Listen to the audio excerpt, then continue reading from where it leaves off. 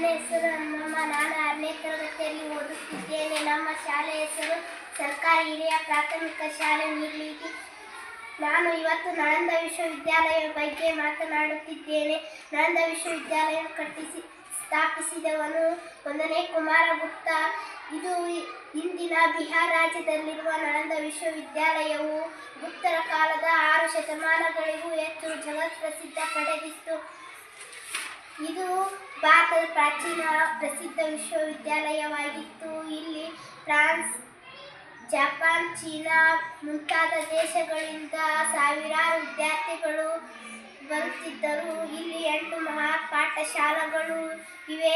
ಇಲ್ಲಿ 3 ಬೃಹತ್ ಭಂಡಾರ ಗ್ರಂಥಗಳು ಇವೆ.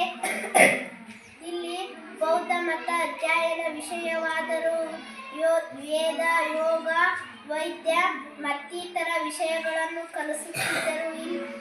ಇದನ್ನು ಭಸ್ಮ ಮಾಡಿದವನು 1ನೇ ಮೊಹಮ್ಮದ್ ಬಕ್ತಿಯಾರ್ ಖಿಲ್ಜಿ. ಧನ್ಯವಾದ.